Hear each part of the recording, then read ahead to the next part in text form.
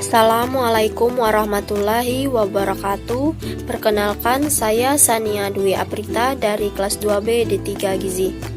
Baiklah, di sini saya akan menjelaskan topik pertama, yaitu tentang indikator surveillance kelompok rawan gizi. Pertama-tama, saya akan menjelaskan terlebih dahulu apa itu indikator.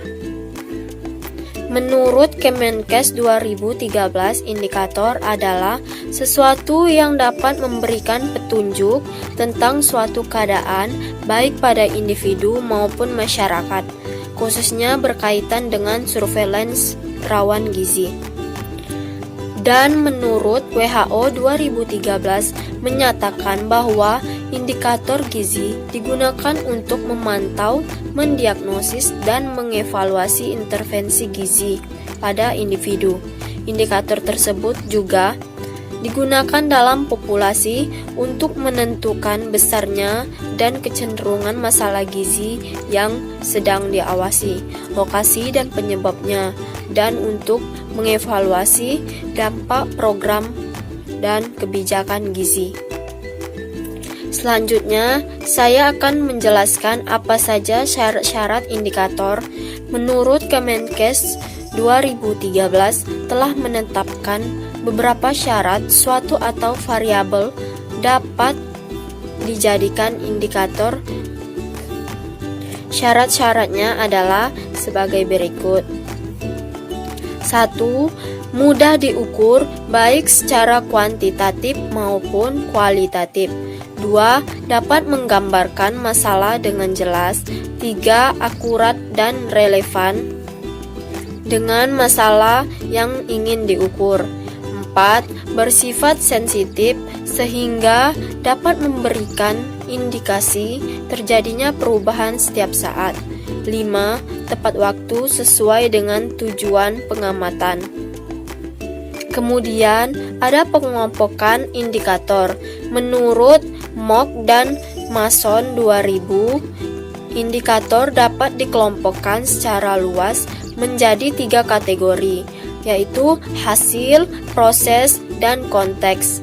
Hasil mengacu pada perubahan prevalensi, misalnya berat lahir rendah, karena mencerminkan penyebab langsung kekurangan gizi. Contohnya data indikator yaitu 1. Indikator input adalah beberapa contoh dari indikator input, yaitu pengelolaan program. 1. Jumlah tenaga gizi di puskesmas. 2. Indikator proses. Berikut ini adalah beberapa contoh indikator proses untuk pelaksanaan program, yaitu A. Frekuensi kegiatan pelatihan. B. Frekuensi kegiatan analisis data, pelaporan, dan diseminasi informasi. C. Kegiatan pemantauan garam beriodium. 3. Indikator output.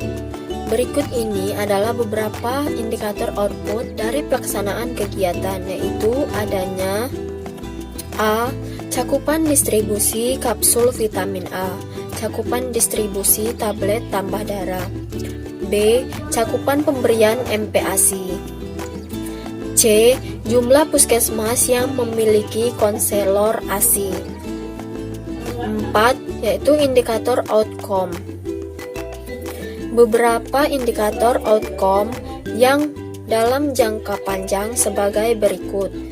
A. Prevalensi gizi kurang.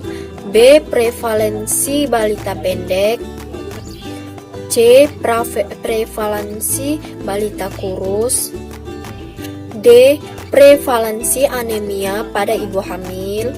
E. Prevalensi kekurangan vitamin A. Selanjutnya, saya akan jelaskan topik kedua, yaitu tentang pemilihan indikator. Pemilihan indikator ini adalah menjelaskan bagaimana memilih indikator yang diperlukan dalam surveillance. Langkah-langkahnya yaitu 1. Kembangkan kerangka konsep situasi gizi termasuk analisis pada tingkat yang berbeda. Misalnya nasional, regional, dan masyarakat. 2. Identifikasi indikator yang diperlukan untuk berbagai jenis penyebab, misalnya segera mendasar atau mendasar, tergantung pada tujuan surveillance.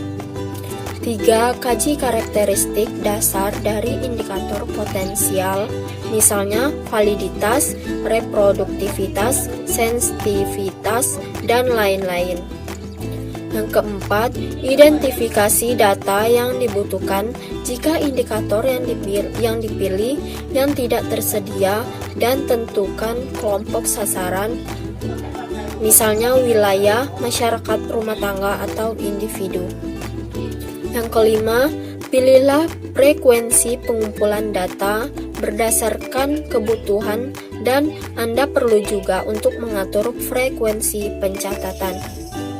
Yang keenam, yaitu rancangan protokol untuk analisis data, misalnya mentabulasi silang indikator yang berbeda untuk menilai tingkat risiko dan lain-lain. Yang ketujuh, identifikasi pula sumber data, yaitu misalnya data yang diperlukan kelompok sasaran dan periode referensi, frekuensi pengumpulan, dan analisis. Kedelapan, yaitu akhiri pemilihan indikator berdasarkan kelayakan, misalnya kesulitan dan memperoleh data, urgensi, keuangan, dan sumber daya manusia. Kemudian, topik ketiga yaitu pengumpulan data.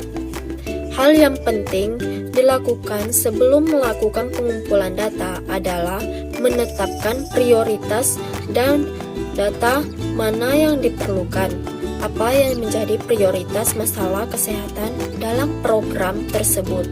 Contohnya yaitu seperti pengumpulan data di tingkat kesehatan kota atau kabupaten dan pengumpulan data di tingkat puskesmas. Jika suatu prosedur surveillance telah dipilih, mulailah merancang prosedur pengumpulan data. Hal ini memuat 3 langkah. 1.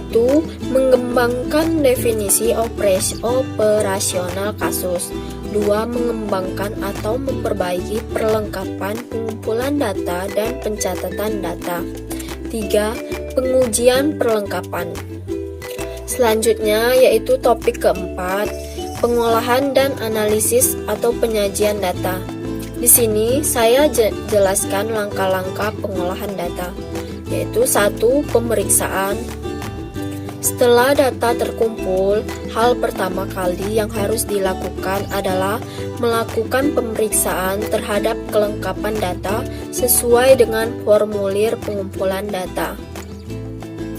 2. Pemberian kode. Dalam rangka pengolahan data, maka variabel tertentu perlu diberi kode.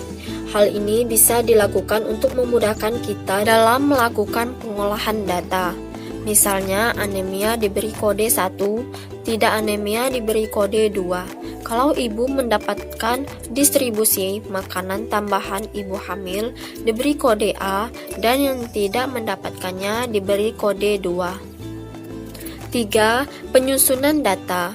Seperti telah disinggung di atas bahwa penyusunan data atau tabulasi merupakan upaya pengorganisasian data. Misalnya, membuat pengelompokan data berdasarkan status gizi, berdasarkan indeks BB menurut TB, status anemia, dan lain sebagainya. Penyajian atau analisis data bisa berbentuk tabel distribusi frekuensi, tabel silang, batang, grafik batang, grafik lingkaran, grafik garis, dan lain-lain. Selanjutnya, topik kelima yaitu tentang indikator keberhasilan.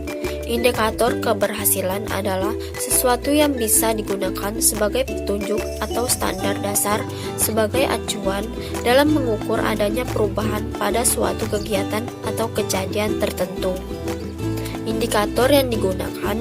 Penentuan indikator yang digunakan dalam menilai keberhasilan pelaksanaan surveillance gizi didasarkan pada indikator input, proses, dan output.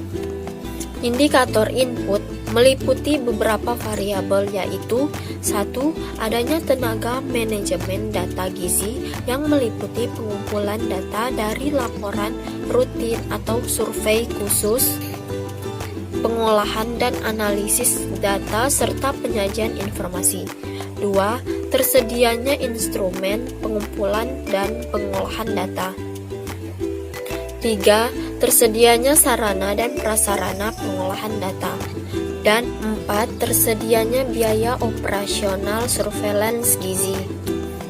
Indikator proses terdiri dari 1. Adanya proses pengumpulan data.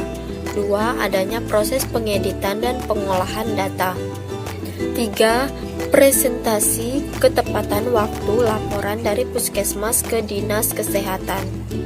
Indikator output meliputi hal-hal sebagai berikut. 1. Tersedianya informasi gizi buruk yang mendapat perawatan. 2. Tersedianya informasi balita yang ditimbang berat badannya D/S. 3. Tersedianya informasi bayi usia 0-6 bulan mendapat ASI eksklusif. Nah, selanjutnya topik ke-6 yaitu diseminasi hasil surveillance. Diseminasi hasil surveillance gizi dilakukan untuk menyebar informasi surveillance gizi kepada pemangku kepentingan. Kegiatan diseminasi hasil surveillance gizi dapat dilakukan dalam bentuk pemberian umpan balik, sosialisasi, atau advokasi. Contoh dari diseminasi surveillance yaitu jika hasil analisis menunjukkan cakupan ASI eksklusif 0-6 bulan rendah, maka respon yang dilakukan adalah 1. Meningkatkan promosi dan advokasi tentang peningkatan pemberian air susu ibu sesuai PP nomor 33 tahun 2012 tentang pemberian ASI. 2. Meningkatkan kemampuan petugas puskesmas dan rumah sakit dalam melakukan konseling ASI. 3. Membina puskesmas untuk memberdayakan konselor dan fasilitator ASI yang sudah dilatih.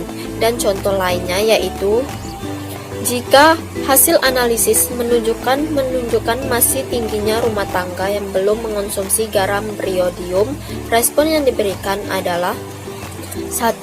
Melakukan koordinasi dengan Dinas Perindustrian Perdagangan Kabupaten atau Kota untuk melakukan operasi pasar garam beriodium, dan 2. Melakukan promosi atau kampanye peningkatan penggunaan garam iodium. Terakhir, topik ke-7 yaitu pelaporan dan umpan balik. Laporan hasil surveillance gizi secara berjenjang. Laporan kegiatan surveillance gizi di tingkat kabupaten atau kota disampaikan ke Dinas Kesehatan Provinsi dan Direktorat Gizi Masyarakat sesuai dengan frekuensi pelaporan. Dinas Kesehatan Provinsi melaporkan hasil surveillance gizi ke Direktorat Gizi Masyarakat sesuai dengan frekuensi pelaporan. Umpan balik hasil kegiatan surveillance gizi disampaikan secara berjenjang dari pusat ke provinsi setiap 3 bulan. Umpan balik dari provinsi ke kabupaten atau kota dan dari kabupaten atau kota ke puskesmas sesuai dengan frekuensi pelaporan pada setiap bulan berikutnya. Baiklah, apabila ada kekurangan dan kesalahan, saya meminta maaf. Kepada Allah saya memohon ampun. Wabillahi taufiq wal hidayah. Wassalamualaikum warahmatullahi wabarakatuh. Selamat menonton, semoga bermanfaat.